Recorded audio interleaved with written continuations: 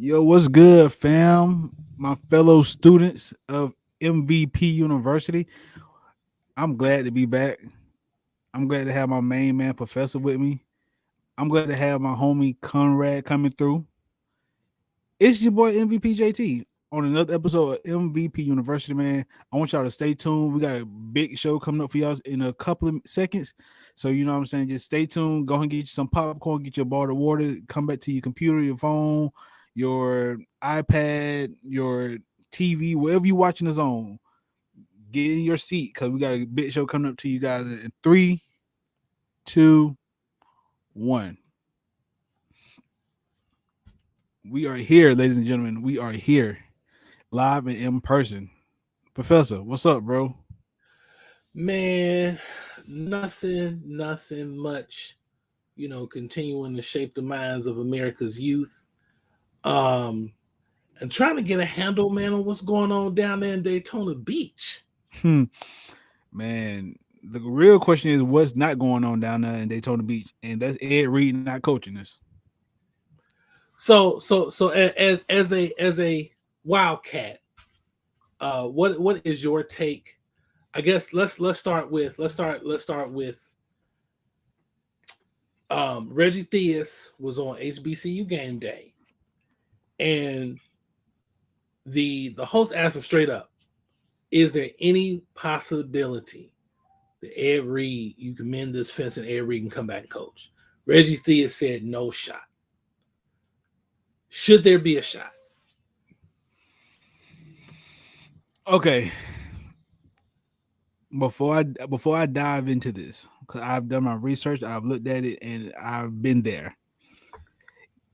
Hey, everyone who's watching the show, follow us on MVPU underscore pod on Facebook, Instagram, Twitter.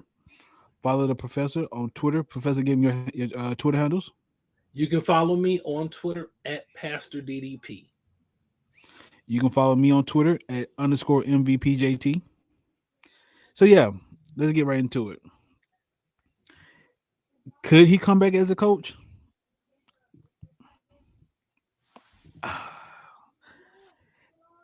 He could. Would it happen? No. And here's why I say no. One, Bethune Cookman University, be cool, as we call it. Mm-hmm. They're not they're not willing to do the necessary work to go in, fix the campus. They're not willing to go in and pay what for the services that needs to be done to bring that campus up to code.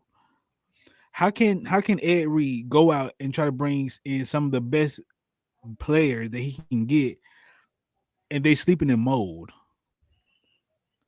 Their dorm rooms are trash. They're playing on a public recreational field. Now and here's something that a lot of people don't understand. Bethune Cookman track just won a championship, but they're running on a public recreational track. They're practicing on a rec track. You see what I'm saying? Mm-hmm. How can a university bring a national title to the school, a conference title to the school? If I'm not mistaken, I think they won national. Well, I'm not sure if they won national or not, but I know they won the SWAC, if I'm not mistaken, and they either place in nationals or something in nationals, but they don't have their own track. You know what I'm saying, to do what they need to do. Mm-hmm. How can a school recruit and not have their own? That's going to be the issue with Bethune Cookman. Ed Reed, he don't want to share a stadium. He wants them to have their own facilities, which rightfully so they should. How many colleges and universities that you can just name that don't have their own facilities? That is a good point. Because from my recollection, most colleges and universities have their own stadium. They don't share a stadium with a high school team. Now I know Valdosta State did at one point, but that's when they were in the Mhm. process of getting that stadium built.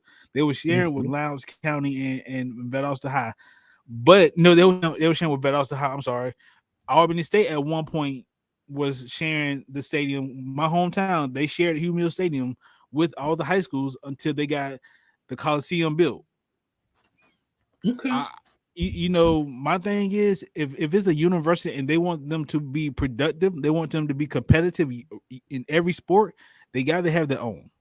Ed Reed shed light on a lot of stuff, and now the students now are backing Ed Reed and voicing their concern as well. This should have been done years ago, honestly, in my opinion. And people are failing to realize that the J.K. Robinson baseball stadium is nice. Okay. You know what I'm saying? And people aren't keen into that. Like they forget about that stadium. So Which is football and field track, are those the only two sports I'm sorry, that say it one don't more play time. on campus? Football and Huh? track. Football and track, are those the only two that don't play on campus? Correct. Okay.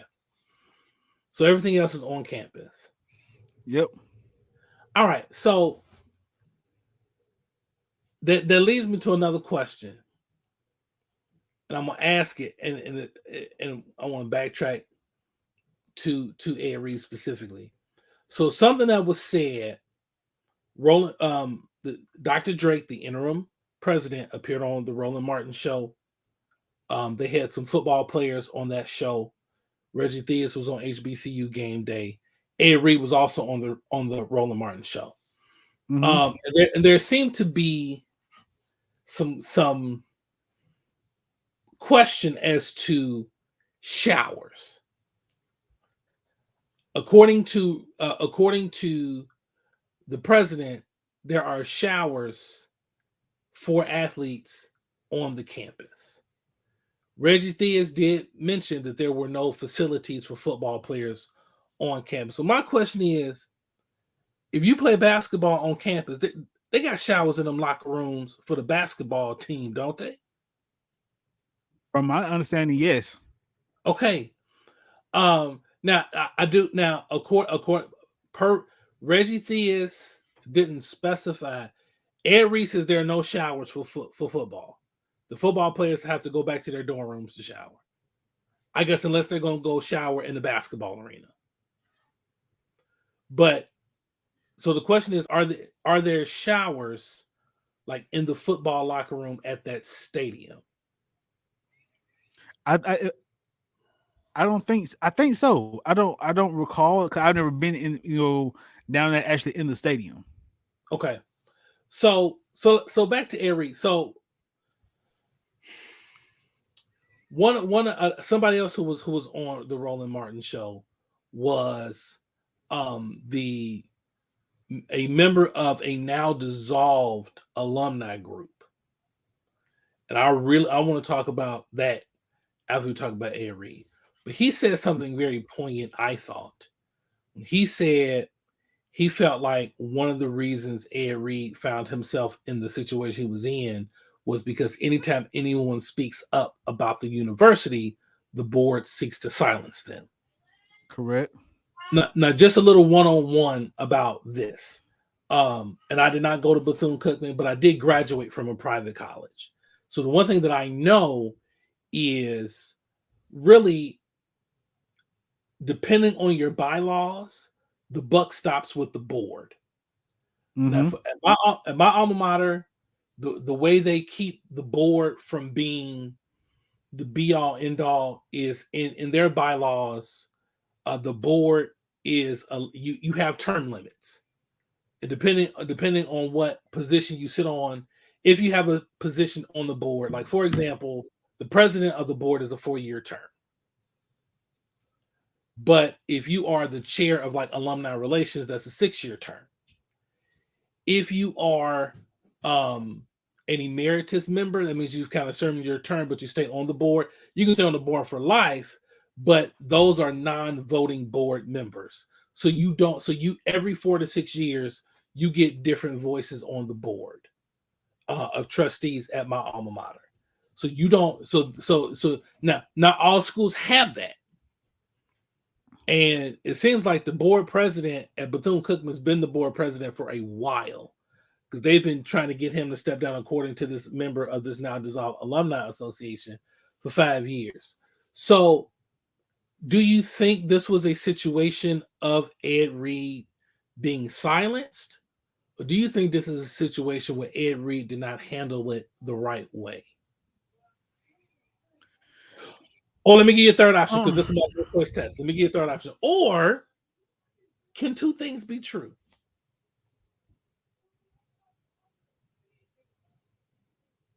Two things can be true. I Okay. think that they tried to silence him, but they tried to silence him from shedding light on something that should have been brought to the forefront a long time ago. Okay. But he could have went about it a different way. You know what I'm saying? Mm-hmm. So we all know Ed Reed is outspoken. He's gonna say what he want to say. He don't care, and that's what Bethune needs. Like they need someone that is going to be able to say what's on their mind, but yet and still get around to these students. You know, I mean to these players. Yes, he could have done it a different way. He could have, possibly gone on and I guess had like a press conference, him like that way. But you understand he went about it and just went all in. He didn't show no remorse, no anything about nothing. Which you know what I'm saying. Granted, okay, Ed Reed, you know what I'm saying. This is a HBCU. You know we got a lot of sensitive people Mm-hmm. that you know what I'm saying. You gotta be careful with that. But Mm-hmm. my thing is the way he went about it. It's Ed Reed type of way. He went Yeah. in and did it in the way that only Ed Reed know how to do it. You know what I'm saying? So he brought light to it in a way that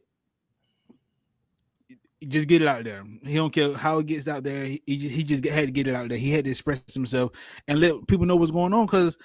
But my thing is, I'm glad he did it because one Dion laid the blueprint for all former NFL players that try to go to HBCU and coach. He Dion gave the blueprint to show that with your name and your name, your image, and what you can teach these kids, you can bring in some top recruits. That's true.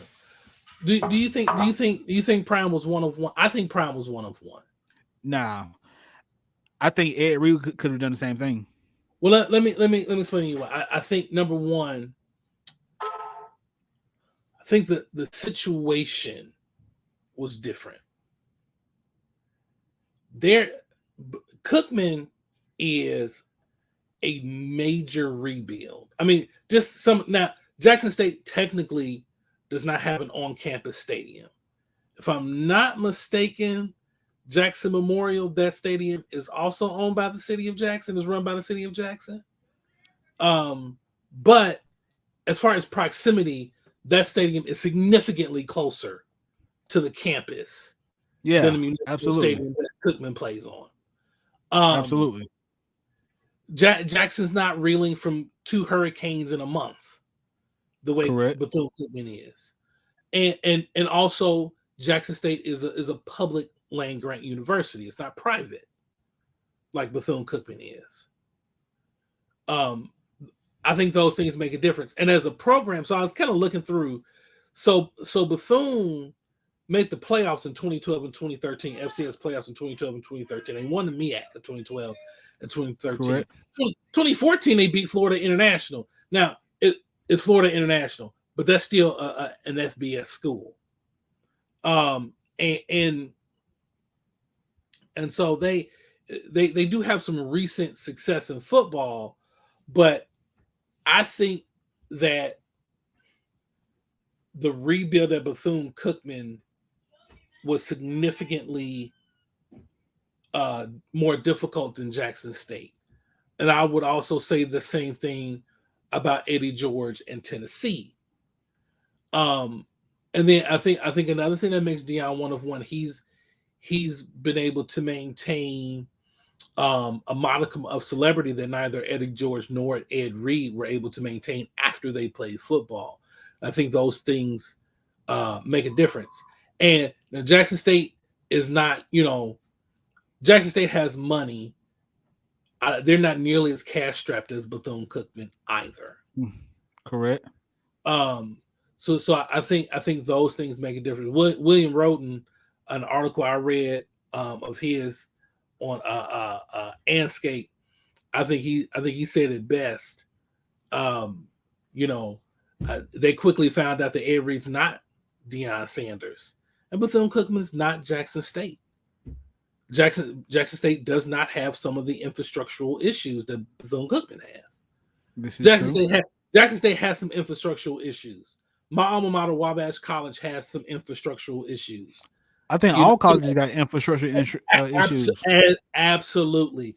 I think the biggest difference, and I was talking to Conrad on the phone last night, and he looked up my school on the computer. Um, One thing I will say, and if we can kind of shift a little bit. I've said everything I'm gonna say about Ed Reed and about why I thought he should have been let go by the university, about how he went about doing things. But what he did definitely opened a wound that everyone could see at that university. And the one thing is, um, there is some disconnects at Bethune Cookman from what I've gathered. There seems to be some disconnection between the university itself and the city of Daytona Beach. Mm-hmm. There seems to be some disconnection between the board and the athletic department to an extent. I mean, Reggie Theus did his best on HBCU game day to kind of toe the company line, but even he kind of had to relent and be honest about some of the issues that the board is or has not chosen to address when it comes to athletics at the university. And despite that, they've had success in football recently, and Yeah, they've had success. And you just said they had success in track. And then there's definitely a disconnect between the administration and the students. I Um, agree. so I think those things matter, and those things need to be addressed. But the number one thing that needs to be addressed, and this is what I want to mention about the So so so check this out. Before you give them the number your breakdown, we gotta take a quick 30-second break, guys. We'll be right back.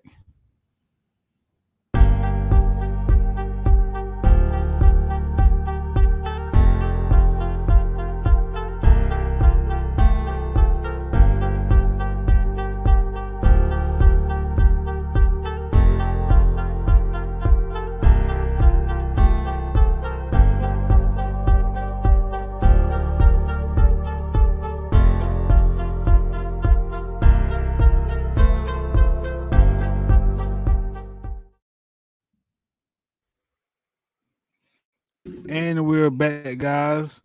And y'all see who joined us once again.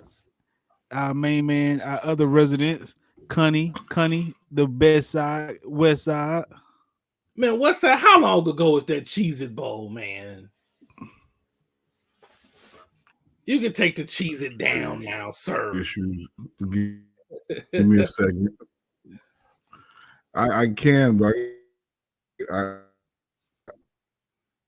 No, don't leave, bro. Leave it up as long I as can't. leave it up as long as you want, man. Yeah. So Like so he's trying, he's trying to. You see, like he's trying to so bad. I see him trying to maneuver, but it just won't. It keeps going back to it. I don't know why. I guess we need to going block like him. the big He needs round to, cheese head. he needs So to be an audio. so my number one. Sorry, guys. I got streaming issues. We can hear you, so that's all good. So President Drake, Dr. Drake mentioned that alumni giving it went down from 12% to 1%. The board needs to be transparent about what's going on and how they're distributing, using, investing, and spending that money. Because I did a smidge of research. Dr. Drake's somewhat accurate when you talk about um, alumni donations. Now, some private schools, their alumni giving's significantly larger than 12%. You see that at most land grant universities, but they don't need the alumni support as much as private schools do. Private schools live off their alumni endowments, their alumni donations. Um, they don't get the state and federal funds that public land grants do. That's one reason why private school tuition is significantly more expensive than many public schools. Correct. So logically speaking, when you see everything that is, or for that matter, is not happening on the campus, and you look at this decrease in alumni donations, and you want to attribute it to, well, incomes aren't as high as they used to be, Dr. Drake, nah, man, listen, I know that you want the interim tag off your title and you don't want to make nobody on that board mad, but come on. There's it's time to man up. Thank you. There's no way. No way it should be 1%. And it's 1% because people don't trust what y'all doing with that money because you're not telling them. You're not telling them. Or you're saying the money's going to this, and there's no report that the money is going to that specific thing. Like, so one of the things Dr. Drake mentioned, he said, well, if you don't want to donate to the university, donate it directly to the student because you have a fund that goes to student tuition. Well, yeah, technically, every school has that. My school has that. My little money that I give to my alma mater goes to that. But what I know is that the school funnels that to students' tuition. So the school still technically has to touch it. Unless I'm going to Crawfordsville, Indiana, and putting a ban in a student's hand and say, take that to financial aid, go pay your tuition, it's not going directly to the student. There is a lot of, there are many bridges that they're going to have to rebuild. And the only question is, do they have any interest in doing it? Because here's my... Go ahead, JT. Here's my thing. I'm glad you spoke on that. And this just, it doesn't just go for Bethune-Cookman. It goes for a lot of HBCUs as well. If you, I did some research, like you said, a smidge of research. Out of all the HBCUs in the United States, if they categorize how many of the alums give back to the school, your average percentile is 3%. 3% of alumni actually gives back to the school as far as doing a donation or anything of that sort. My thing is, and I don't want to, I hate bringing in race, but if you have a what's the word I'm looking for? Non-communicative board that will give you a breakdown of where your money is going, people ain't finna just send you no money because they know that 9 times out of 10 that money is going to be either pocketed by the board member or spent on something that they're not should be spent on. You know what I'm saying? So yes, as a whole, the HBCU's alum has to do better. That's the only way to it. You know what I'm saying? That's the only way around it. It has to be better. I agree. There's one more funding issue though. While we're kind of on this stream of funding, Forbes put out an article, and I'm want to make sure I'm accurate. The article came out last February, and this is about Black land grant universities, but since the 1980s,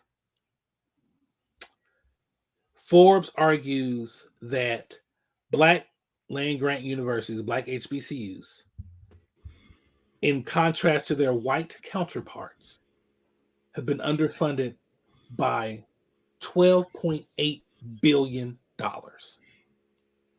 Now, there is an allotment of money that the federal government and states are required by law to give HBCUs, because we all know why HBCUs were created, right? We know that HBCU, that basically Lincoln was like, listen, I want none of that smoke.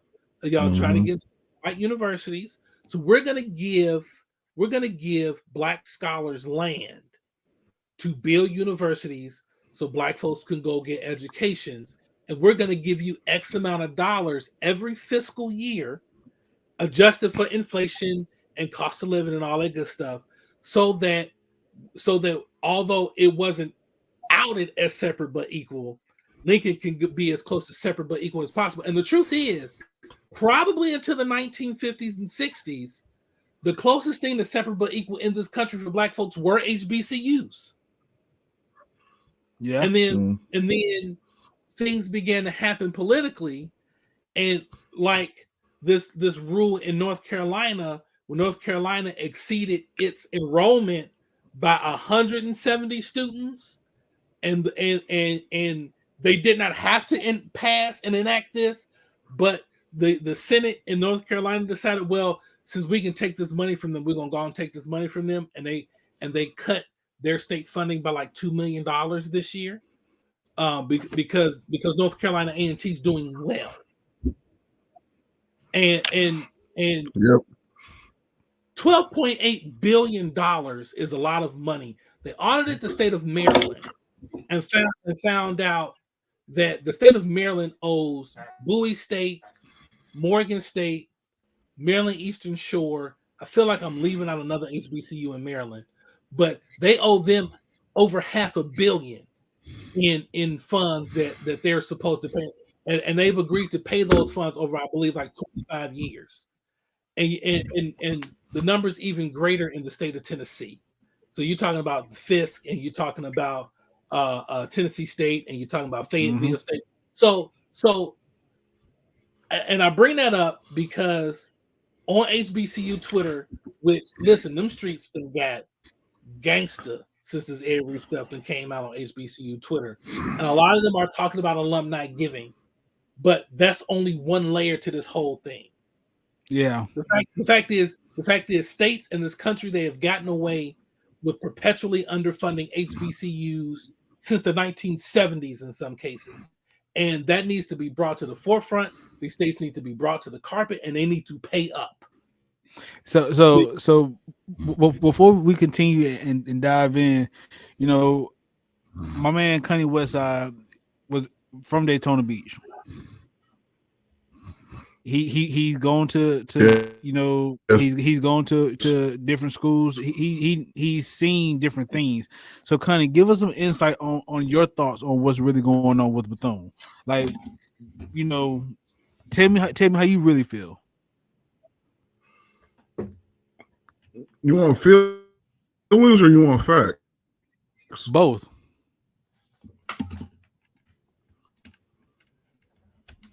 Did you hear me? Yeah, I want both. Can you hear me? I look. Both of them. I can hear you. I had got right now. I'm I'm dealing with. But let's go ahead and talk, man. To be real with you, feeling wise, I mean, I felt like this was a long time coming. I mean, you know, I've known people that have gone to that school and suffered tremendous showers. That, like, there's a whole bunch of stuff that people need, only for them to just be like, yo, this is like, I'm paying so much money for a school. That's a big issue. The facts is that Bethune-Cookman has been doing a lot of undercutting stuff for years, not just in the schools, but definitely in the community as well. I mean, if you know, if you know anything about the history with Bethune-Cookman, I mean, when things started to change over, because like in the 1960s, this is when it started becoming a co-ed college. I think so. Yeah, around 1965, it became a co-ed college, and that's when you start getting these families run for as to actual students and all that other stuff. I know a lot of students that go there and they leave in tremendous debt because they can't, because their dorms not up to par and class away from that. Congratulations, but they have not done anything to make sure that their success rate is up to par. And then like you're losing your accreditation, you're losing Funny riddle. They have done so much in that city and have helped so many people out and have graduated so many folks, especially when UCF decided to bring their branch their campus out to the park. I was saying like it was done for Bethune-Cookman in that community. So that's I mean there's so much to just dissect there. And then not only that, we got like everybody wants to defend their HBCU. And it's like you become an HBCU student, all of a sudden you're part of this big old cult. You know what I mean? Like I'm like, yo, bro, I'm just going to a school. You know what I'm saying? I'm just going to a school. But see, Conrad, that's the thing. Going to HBCU all is my heart, more, but still, I'm not gonna go. But that's the thing. Going to HBCU is more than just going to a school. When people say I'm going to HBCU, they take pride in that, bro. It's like it's the pride of saying that. I get it, JD, but I'm saying though, it's like go ahead, man. Okay, for instance, anybody who went to Jackson State during those years, Prime was there. When they graduate, they're gonna be proud to say, "Hey, I was at Jackson State when Coach Dion went to back celebration bowls." You know what I'm saying? Had a great season, and bro, all these celebrities here. It's the fact that they're able to say that they went there. You know what I'm saying? Versus how many people are okay. Bro, let me not say that. Let me not say how many celebrities got Trina and them are here on the daily basis. Trick Daddy's here all the time. Okay. Let's be real though. That for one, that's Tallahassee, Florida, bro. Come on, Conrad. Now let's be real about it. That's Tallahassee, Florida. I'm gonna say it again. That's Tallahassee, Florida. And I'm gonna say it again just in case you hear me. That's Tallahassee, Florida. Where you have two clubs. I just want you to understand. You have two Daytona Beach is the same way, bro. The Moon and Bajas alone. The Moon and Bajas alone. I'm saying one more time. About spring break.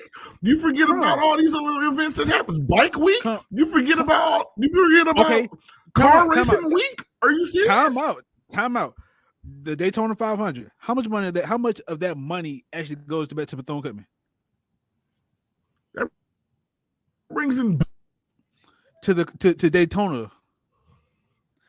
The Moon and Baja. Millions go to Daytona when it comes.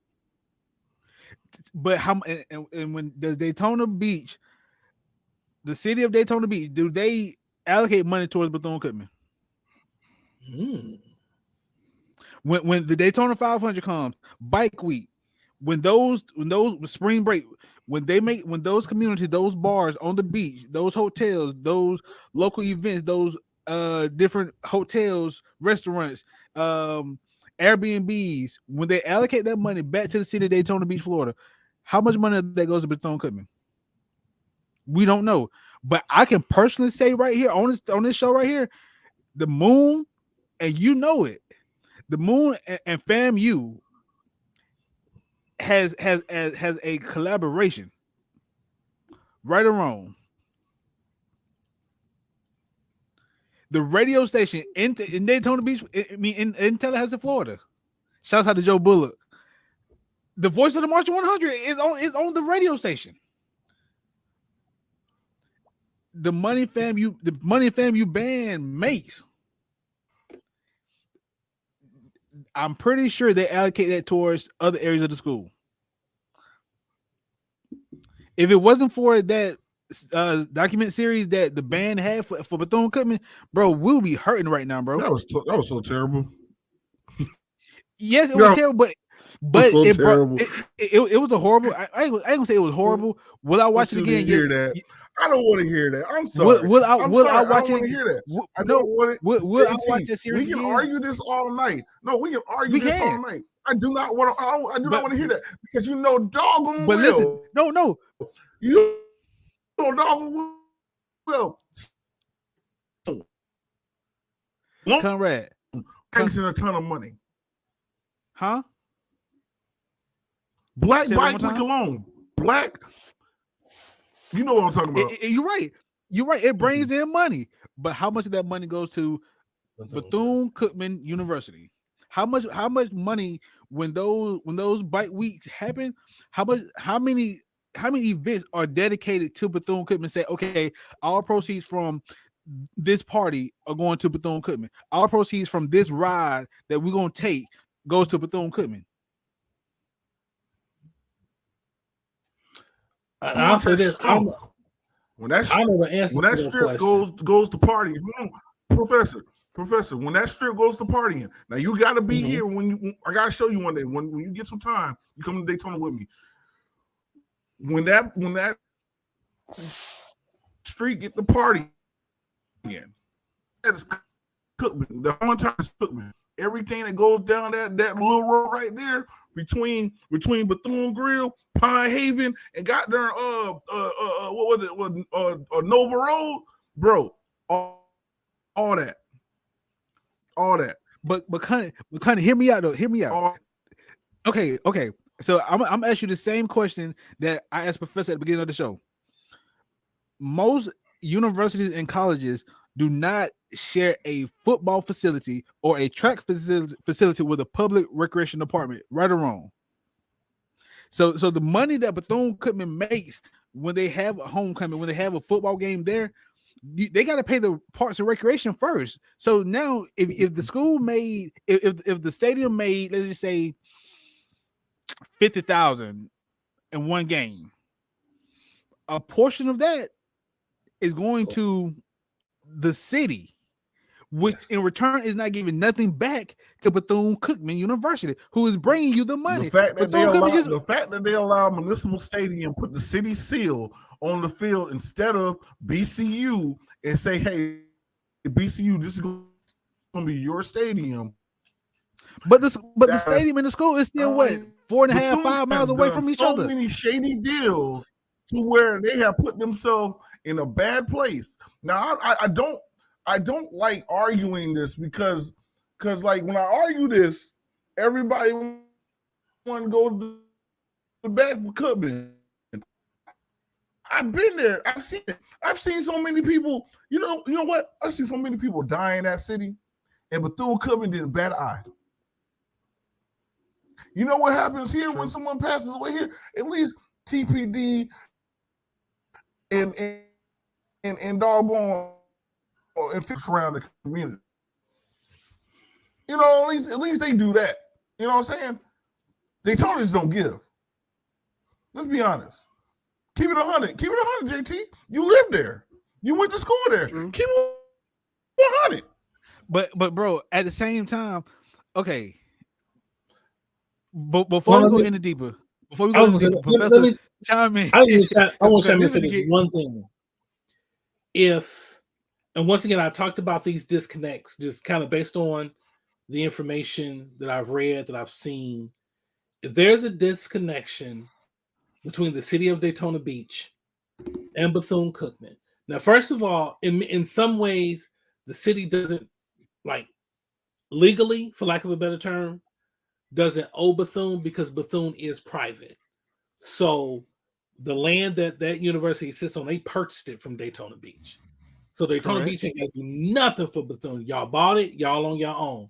But if there are lack of relationships with community partners in the city of Daytona Beach, I'm going back to them again. That's on your board because the buck That's stops on the with the board. board. It's on the board. The board's got to make those relationships. The board's got to say, if you're doing this in proximity of the campus or whatever events, we want to be a part of it. We want to partner with the city on. That's on the board. But it seems to me that nobody, so in many ways, not anybody even associated with the university know what the board is doing. And it goes back to my first argument. That's why alumni ain't giving no money. Because I ain't giving you my money, and if I don't know what you're doing with it. And that's the thing. They've been trying to get old buddy to step down for how many years now? 5? 5. And it seems like he don't want to step down because he want to be president of the university. It's going to take some real. It's going to take some strong voices to go in and say, okay, for us to elevate, changes got to be made within the board. Yeah, you got to. And Dr. Dre, I get what you're doing as an intern. You want the intern tag taken, but are you the guy that can really lead us? Well, the moment he say something, just like his predecessor, the moment they say something, the board ain't gonna do nothing but fire him. So why should I say something? So somebody got to say something. Somebody got to say. So a little inside baseball. Pretty much the only way the board's gonna change. The board's got to decide. They all got to come to Jesus and quit, or the board has to vote to enlarge itself to where it could vote former members off. That's like, hey, yo, what up? So that's like the only way that happens, right? But let's bring this back to football for a second. So if Ed Reed is gone, and once again, according to Reggie Theus said the man has no shot. Who gonna coach the football team? JT, you give your resume? I give my resume. and Conrad gonna be my defensive coordinator. But hear me out. Sure. What Conrad, I wouldn't mind. What Ed Reed has done was showing the disconnect between the school and the board and the football players and the coaches and getting contracts done. I don't know what coach is going to actually go there now. And it's a bad thing because now Ed Reed has really shine light on a dysfunctional situation. The only coach who may go there is going to be a coach who, I don't know, some JUCO D3 coach who's trying to elevate his career. Yeah. You know what I'm saying? Maybe I don't know if there are any Bethune-Cookman alums that are coaching. Maybe you can get somebody to come home and take over that mess because it's a mess. It's a mess. My thing is, I don't know who they're going to have to bring somebody in who's a yes man. That's all I'm going to say. And I won't disagree with that. I will not disagree with that at all. Because for them to elevate, they're going to need someone who's combative and going to stand their ground. If not, man, you might well. I don't know who you gonna go hire right now. It's impossible. I'm gonna be real, but don't come in real. If they don't have a coach by March, you might well go ahead and cancel the season. Wow. I was so I posted my article on some of my Facebook groups, and one person was like, if they're so cash strapped, why not shutter the football team for a season or two to get yourself fiscally more solvent? Because and listen, I would never want to say that because one thing about football, I mean, you're talking about And he said keep those young men on their scholarships. While you're doing this, but shutter the football team because listen, football is a huge expense, and then JT, as you brought up, it's even more of an expense for Bethune-Cookman because you got to pay the city to use the facility. So I'm gonna tell you the reason why they're not gonna scrap it, and Conrad's gonna answer my question. Conrad, what game is in November?